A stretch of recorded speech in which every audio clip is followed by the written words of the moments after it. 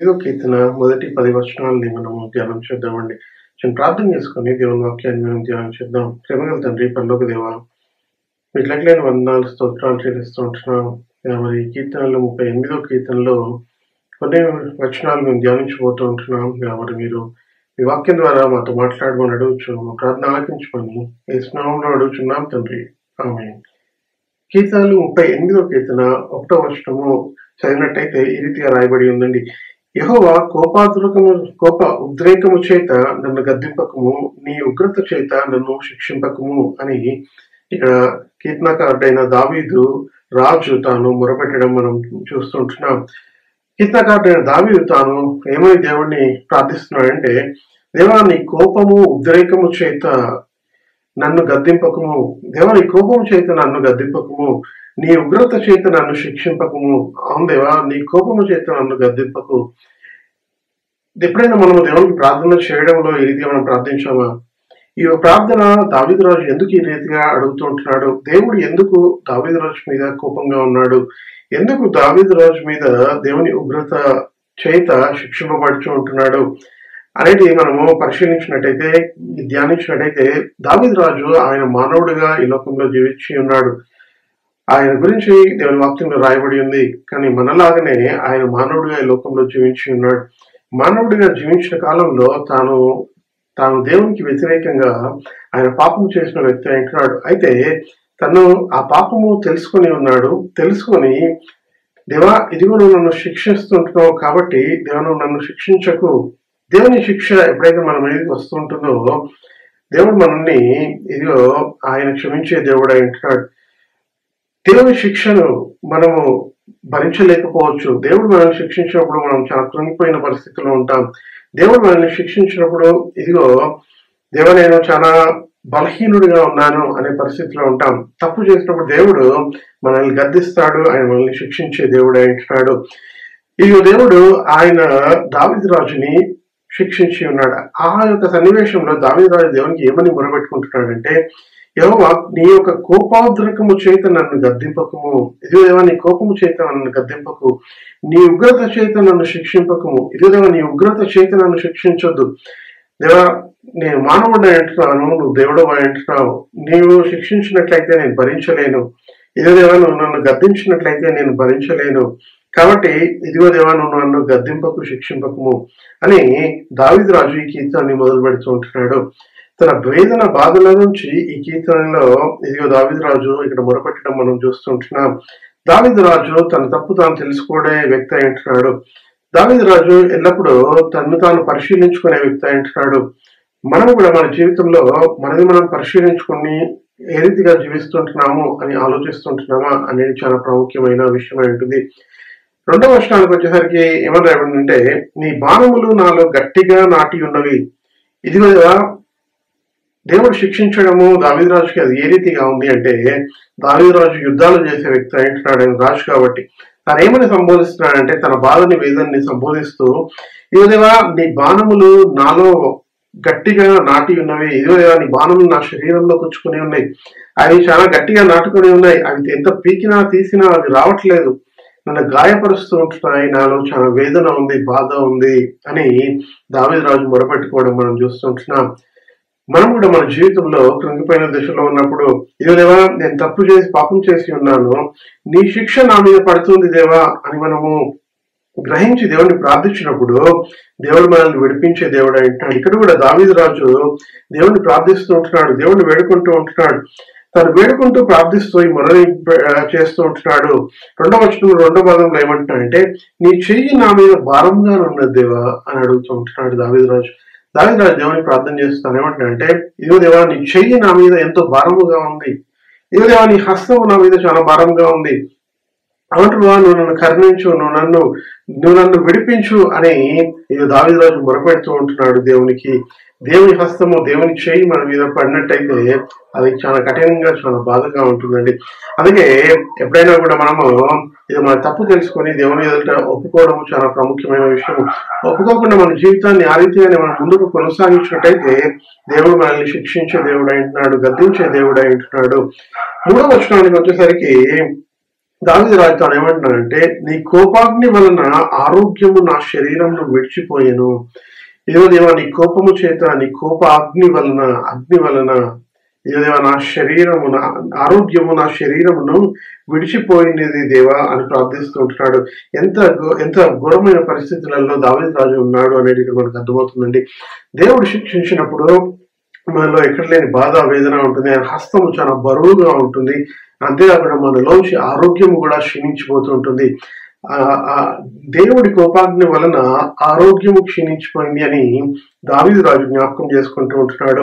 శరీరమును విడిచిపోయాను, నా పాపమును బట్టి నా ఎముకలలో స్వస్థత లేదు దేవా, నా పాపమును బట్టి నా ఎముకలలో స్వస్థత లేదు దేవా అని వేడుకుంటూ ఉంటున్నాడు దావీదు రాజు. చాలాసార్లు మనము దేవుడిచ్చే స్వస్థతను కోల్పోతాం, దేవుడిచ్చే బలాన్ని కోల్పోతాం, దేవుడిచ్చే ఎముకలలో ఆ యొక్క సత్తువను మనం కోల్పోతా ఉంటాం. ఎందుకు? దీనికి కారణం ఏంటి అంటే, మనం పాపం చేసి దేవుని యొక్క ఉగ్రతను మనం తెచ్చుకుంటూ ఉంటున్నాం. మనం పాపం చేసి దేవుని యొక్క ఆ యొక్క హస్తము మన మీద ఉంచబడినప్పుడు, కఠినమైన హస్తము మన మీద ఉంచబడినప్పుడు మనలో ఆరోగ్యం క్షీణించిపోతుంటుంది. మనలో ఎముకలలో స్వస్థత ఏమాత్రము కనిపించట్లేదు. చాలా మందికి ఉదయం లేవగానే తల నుంచి అరికాల వరకు ఏదో ఒక జబ్బు ఉంటుంది, ఏదో ఒక అనారోగ్యం ఉంటుంది.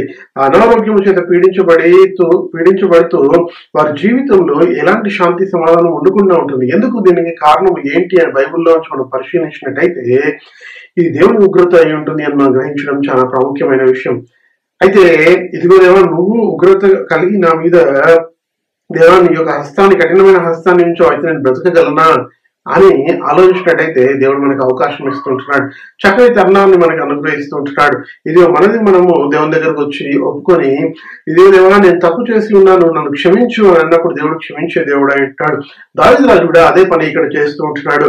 తనలో ఉన్న వేదనని, బాధని అంతా దేవుని ముందు ఉంచుతూ ఉంటున్నాడు. తనలో ఉన్న కష్టాన్ని దేవుని ముందు ఉంచుతూ ఉంటున్నాడు.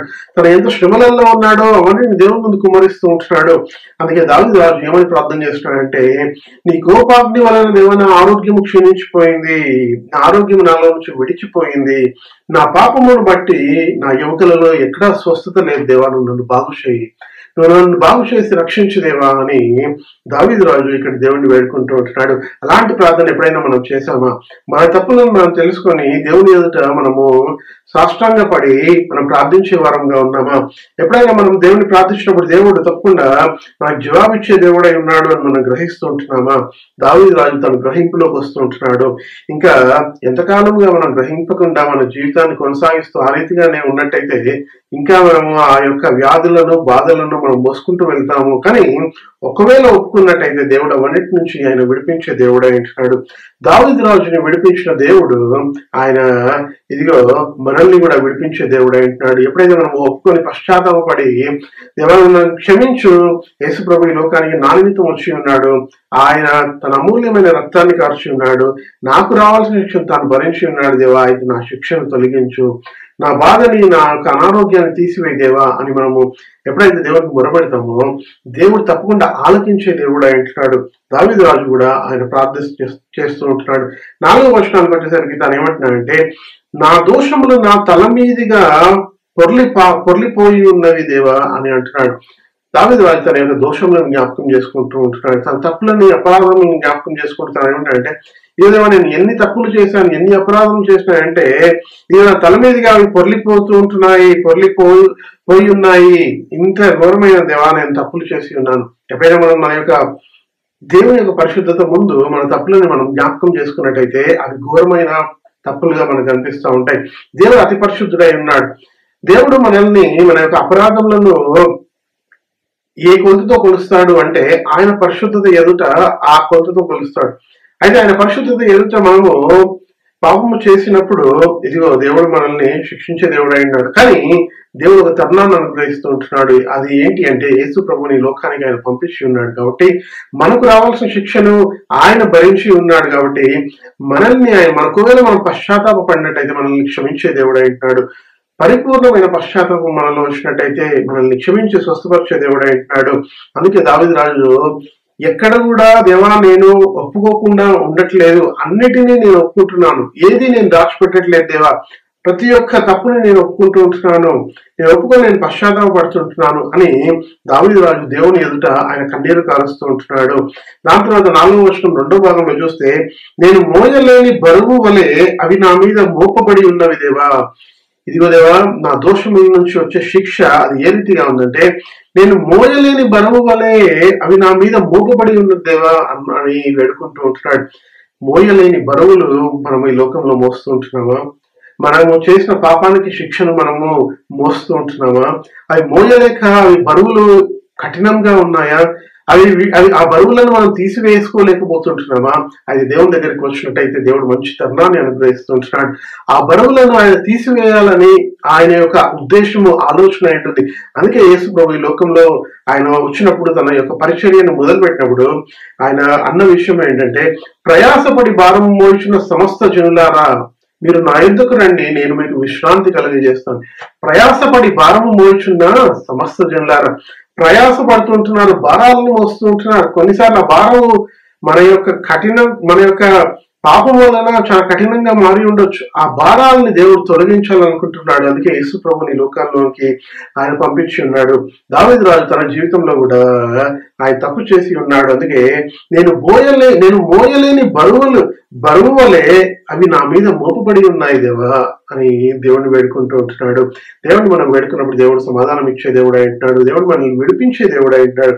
అందుకే యేసు ప్రభు తన అన్న మాటలు, ఇదిగో దేవా, ఇదిగో ఆయన ప్రజల్ని చూసినప్పుడు, ఆయన జన సమూహంలో చూసినప్పుడు, వీరు విసిగిపోయి ఉన్నారు, చెదిరిపోయి ఉన్నారు అని ఇదిగో దేవుని దగ్గర, తండ్రి దగ్గర మొరపెడుతూ ఉంటున్నాడు. ప్రయాసపడి భారము మోయించున్న సమస్త జనులారా, ఆయన ప్రతి ఒక్కరిని పిలుస్తూ ఉంటున్నాడు, సమస్త జనాంగాన్ని పిలుస్తూ ఉంటున్నాడు. ఏ భేదము లేదు, మతము అనే భేదము, కులము అనే భేదము లేదు, లేకపోతే ధనికుడు పేదవాడు అనే భేదం లేదు. అందరినీ దేవుడు పిలుస్తూ తను ఏమంటున్నాడంటే, ప్రయాసపడి భారం మోయించిన సమస్త జనులారా మీరు నా యొద్దకు రండి. యేసు ప్రభు పిలుస్తుంటున్నాడు. ఆయన 2 చేతులు చాపి తాను పిలుస్తుంటున్నాడు. ప్రయాసపడి భారం మోయించిన సమస్త జనులారా మీరు నా యొద్దకు రండి, నేను మీకు విశ్రాంతి కలుగజేస్తాను.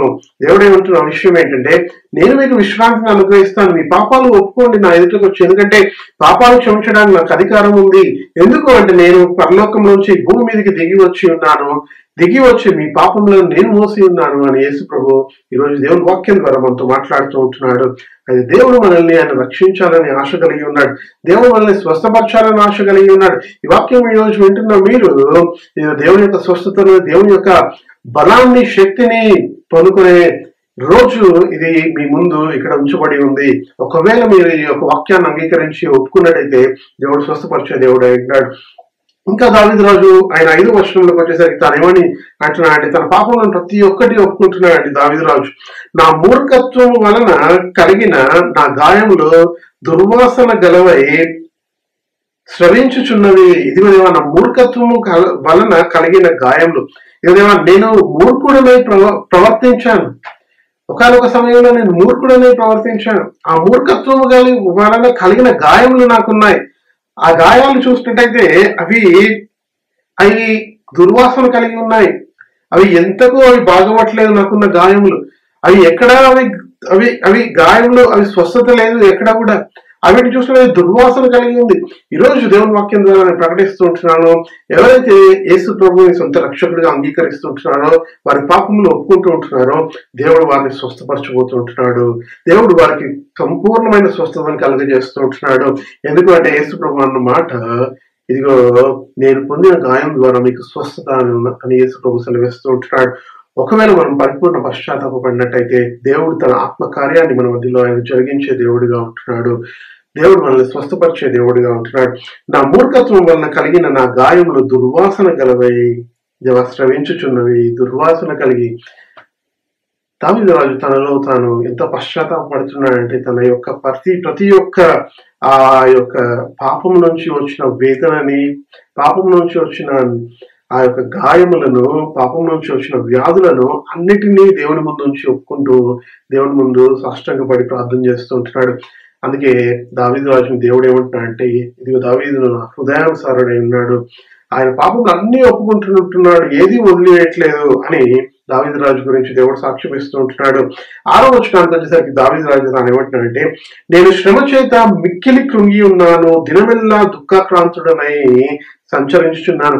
ఇదేవా నేను శ్రమ చేత మిక్కిలి కృంగి ఉన్నాను, శ్రమ చేత బాధ చేత కృంగిపోయి ఉన్న దశలో దావీదు రాజు పలుకుతున్న ఒకసారి ఈ మాటల్ని మనము మరలా ఒకసారి నెమరు వేసుకుందామండి. ఏమని అంటున్నాడంటే, ఇదిగో దేవా నన్ను గద్దింపకు, ఇదిగో దేవా నన్ను శిక్షింపకు, ఇదిగో దేవా నీ చేయి నా మీద చాలా బరువుగా ఉంది, నీ కోపాగ్ని వల్ల నా ఆరోగ్యం క్షీణించిపోయింది, ఎముకలలో ఎక్కడ కూడా స్వస్థత లేదు, నా దోషంలో అవి బహు మిక్కిలిగా ఎక్కువైపోయి ఉన్నాయి, నేను మోయలేని బరువు వలె అవి నా మీద మోపబడి ఉన్నాయి, అవి బరువులుగా ఉంటున్నాయి, అంతేకాకుండా ఆ గాయములు దుర్వాసన చూపిస్తుంటున్నాయి దేవా, అదే కాకుండా నేను శ్రమ చేత మిక్కిలి కృంగిపోయి ఉన్నాను దేవా అని దావీదు రాజు మాట్లాడుతూ ఉంటున్నాడు. ఇక్కడ దేవుని దగ్గర మొరపెట్టుకుంటూ ఉంటాడు.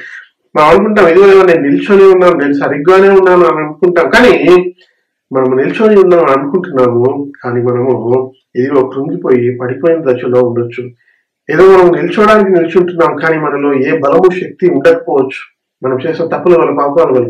కానీ ఎప్పుడైతే మనం దేవుని దగ్గరకు వచ్చి ఒప్పుకుంటామో, దేవుడు ప్రతి ఒక్క పాపాన్ని ఆయన క్షమించే దేవుడై ఉంటున్నాడు, మనల్ని లేవనెత్తే దేవుడై ఉంటున్నాడు, మనలో తన యొక్క ఆత్మీయ బలాన్ని నింపే దేవుడై ఉంటున్నాడు. అయితే దేవుడు తాను మనల్ని రక్షించే దేవుడై ఉంటున్నాడు. అయితే దావీదు రాజు తాను ఒప్పుకుంటూ ఉంటున్నాడు. 6వ వచనం, కీర్తన 38వ కీర్తన 6వ వచనాన్ని చూద్దాం. ఒకవేళ మీ దగ్గర బైబిల్స్ ఉన్నట్టయితే మీరు తెరిచి చూడండి. ఈ యొక్క వచనాలను మనం చదివినట్టయితే ఇది మనకి చాలా నెమ్మదిని, శాంతిని, సమాధానాన్ని, ఒప్పుదలని కలగజేసే మాట్లాడుతున్నాయి. 6వ వచనానికి వచ్చేసరికి, నేను శ్రమ చేత మిక్కిలి కృంగి ఉన్నాను, దినమెల్లా దుఃఖాక్రాంతుడనై సంచరించుచున్నాను. రాజు దావీదు తాను రాజుగా ఉన్నాడు, తాను దినమెల్లా దుఃఖాక్రాంతుడై ఉన్నాడంట. తన యొక్క బాధలు, తన యొక్క పాపం వలన వచ్చిన శిక్షను బట్టి ఆ శిక్షను భరించలేక కృంగిపోయి ఉండి ఆయన దుఃఖాక్రాంతుడై సంచరిస్తూ ఉంటున్నాడంట. దావీదు రాజు దగ్గర సైన్యం ఉంది, మంత్రులు ఉన్నారు, గొప్ప గొప్ప యోధులు ఉన్నారు, యుద్ధము చేసేవారు ఉన్నారు, కానీ అవి ఏమీ ఇక్కడ పనిచేయట్లేదు. పాపము నుంచి వచ్చే శిక్షను ఎవరు విడిపించలేరండి. కేవలం దేవుడు ఒకటే విడిపించగలడు పాపం నుంచి వచ్చే శిక్షను. పాపం నుంచి వచ్చే శిక్షను దేవుడు మనల్ని అందులోంచి విడిపించాలంటే మనము దేవుని దగ్గర ఒప్పుకునే వారిగా ఉండాలి. మనం చేసిన తప్పులకి పశ్చాత్తాపడి దేవుని దగ్గర క్షమాపణ అడిగే వారిగా ఉండాలి. దినమెల్లా దుఃఖాక్రాంతుడై, దినమెల్లా శాంతి సమాధానం లేక ఆయన ఎన్నో ఈ యొక్క దినములు జీవించిన వ్యక్తిగా ఇక్కడ మనకు కనిపిస్తూ ఉంటున్నాడు. 7వ వచనానికి వచ్చేసరికి దావీదు రాజు తాను ఏమంటున్నాడంటే, నా నడుము తాపముతో నిండి ఉన్నది, నా శరీరములో ఆరోగ్యము లేదు దేవా, నాలో స్వస్థత లేదు దేవా, నా శరీరంలో ఆరోగ్యం లేదు దేవా. దేవా నాకు ఎక్కడి నుంచి స్వస్థత రావట్లేదు, ఎన్ని మందులు వాడినా స్వస్థత రావట్లేదు, శరీరంలో ఆరోగ్యమే లేదు, శరీరం క్షీణించిపోయింది, తనలో ఉన్న బాధ వేదన చూడండి, స్వస్థత రావట్లేదంట, ఆరోగ్యం క్షీణించిపోతుందంట, ఆరోగ్యము అది తప్పిపోతుంది, బలహీనుడైపోతుంటున్నాడు, రోజు రోజుకి బలహీనత ఉంటున్నాడు, ఆ యొక్క వ్యసనంలోంచి విడుదల లేదు, అన్ని భరించలేకపోతుంటున్నాడు దావీదు రాజు. అయితే ఒకే ఒక మార్గం తన ముందు కనిపిస్తుంటుంది. అది ఏంటి అంటే, దేవుని ముందు తన యొక్క కన్నీరు కార్చి తన యొక్క మనోవేదన అంతా కుమ్మరిస్తూ ఉంటున్నాడు దావీదు రాజు. అప్పుడు దేవుని దగ్గర నుంచి అభయం వస్తుంటుంది, శాంతి సమాధానం వస్తుంటుంది. 8వ వచనానికి వచ్చేసరికి ఈ రీతిగా రాయబడిందండి, నేను సొమ్మసిల్లి బహుగా నలిగి ఉన్నాను దేవా, నేను సొమ్మసిల్లిపోయి ఉన్నాను, నాలో ఎక్కడ కూడా జీవం లేదు, బహుగా నలిగిపోయి ఉన్నాను, నా మనోవేదనను బట్టి కేకలు వేయుచున్నాను. ఇదిగో దేవా, నాలో నా వేదనని బట్టి నేను కేకలు వేస్తూ ఉంటున్నాను, నేను కేకలు నీ ముందే వేస్తూ ఉంటున్నాను. ప్రజల ముందు కేకలు వేసినట్టయితే ఆయన రాజు ఏ పిచ్చోడా అని అనుకుంటారు కదా, కానీ దేవుని ముందు కేకలు వేసినప్పుడు దేవుడు మనల్ని రక్షించే దేవుడు అంటాడు. మనకున్న సమస్యలను బట్టి మనము ప్రజల ముందు కేకలు వేయొచ్చు, వారు ఏమి పట్టించుకోరు, కానీ దేవుని ముందు మన కేకలు వేసినట్టయితే, దేవుని ముందు మనము ఏడ్చినట్టయితే, కుమ్మరించినట్టయితే, మన హృదయాన్ని కుమ్మరించినట్టయితే, మన పాపంని ఒప్పుకున్నట్టయితే దేవుడు క్షమించే దేవుడు అంటున్నాడు, రక్షించే దేవుడు అంటున్నాడు. అయితే దేవుడు తప్పకుండా కాపాడే దేవుడు అంటున్నాడు. అందుకే దావీదు రాజు దేవుని ముందుకు వస్తుంటున్నాడు. 9-10 వచనాల్లో చూసినట్టయితే, ప్రభువా నా అభిలాష అంతయు నీకే కనబడుచున్నది, నా నిట్టూర్పులు నీకు దాచబడి ఉండలేదు. ఇదిగో దేవా, నా నిట్టూర్పులు, నా ప్రార్థనలు, నా మనవులు, నా యొక్క దేవా, కన్నీటి ప్రార్థనలో నా ఆర్తధ్వనులు నీకు దాచబడి ఉండలేదు దేవా. ఇదిగో నన్ను క్షమించి రక్షించు. నా గుండె కొట్టుకొనుచున్నది, నా బలము నన్ను విడిచిపోయాను, నా కనుదృష్టియు తప్పిపోయాను. నా గుండె కొట్టుకొనుచున్నది. ఇదిగో ఇవన్నీ కష్టాలు నష్టాలు అన్ని చూసినప్పుడు, బాధలు శ్రమలు వేదనలు బలహీనతలు అనారోగ్యము ఇవన్నీ చూసినప్పుడు గుండె కొట్టుకొనుచున్నది, గుండె కొట్టుకోవడం ఎక్కువైపోతుంది. నా బలము నన్ను విడిచిపోయి ఉన్నది దేవా, నా కనుదృష్టియు తప్పిపోయి ఉన్నది. అయితే నువ్వే నన్ను క్షమించి నన్ను రక్షించు దేవా అని దావీదు రాజు ప్రార్థన చేస్తూ ఉంటున్నాడు. ఈ వాక్యం వింటున్న మీరు కూడా ఒకవేళ దావీదు రాజు వలె కన్నీరు కారుస్తున్నట్టయితే, దావీదు రాజు వలె ఒప్పుకుంటున్నట్టయితే, దావీదు రాజు వలె ప్రార్థిస్తున్నట్టయితే దేవుడు మిమ్మల్ని కూడా క్షమించే దేవుడు అంటున్నాడు. మిమ్మల్ని కూడా ఓదార్చే దేవుడు అంటున్నాడు. మీ యొక్క బాధల్ని తీసివేసే దేవుడు అంటున్నాడు. మీ నలిగిన హృదయాన్ని దేవుడు కట్టే దేవుడు అంటున్నాడు. ఇదిగో మీకు స్వస్థతను మరలా ఇచ్చే దేవుడు అంటున్నాడు. ఇదిగో మీలోంచి అనారోగ్యము తీసివేసే దేవుడు అంటున్నాడు. ఈ యొక్క వాక్యం విన్న ప్రతి ఒక్క బిడ్డ, దేవా ఈ రోజు నువ్వు ఒప్పుకున్నట్టయితే దేవుడు నిన్ను స్వస్థపరిచే దేవుడు అంటున్నాడు. ప్రార్థన చేసుకున్నామండి. ప్రేమల తండ్రి, పరలోక దేవా, మీకు లెక్కలేని వందనాలు స్తోత్రాలు చెల్లిస్తున్నాం. ఇదిగో దేవా, దావీదు రాజు ఏ రీతిగా మొరపెట్టి ఉన్నాడో, ఏ రీతిగా తన యొక్క పాపం విషయమై దేవుడు నీ ఎంత కన్నీరు కారుస్తుంటున్నాడో, అలాంటి కన్నీటి ప్రార్థనలు దేవా ఇదిగో మాకు కూడా అనుగ్రహించుకున్నాడు చూస్తున్నాం. మా యొక్క పాపంను క్షమించి మీరు మమ్మల్ని స్వస్థపరచండి. మీరు మాలో మరలా జీవాన్ని కుమ్మరించుకుని అడుగుచుంటున్నాం. నిర్జీవం గల శరీరంలో జీవం పోయమని అడుగుచుంటున్నాం. స్వస్థత లేని అనారోగ్యంతో ఉన్న శరీరంలో స్వస్థతను ప్రకటిస్తూ ఉంటున్నాం. నీ కార్యాలని, నీ ఆత్మీయ కార్యాలని జరిగించుకొని వేడుకుంటూ ఉంటున్నాం. దేవా, బలహీనలను బలపరచండి. ఇప్పుడు ఎవరైతే ఒప్పుకుంటూ ఉంటున్నారో వారి పాపంలో వారిని క్షమించి వారిని స్వస్థపరిచి బలపరిచి దేవా మరి జీవింప చేయమని అడుగుచు, నీ ఆత్మతో నింపమని అడుగుచు, మా ప్రార్థన ఆలకించమని యేసు నామములో అడుగుచుంటున్నాం తండ్రి. ఆమేన్.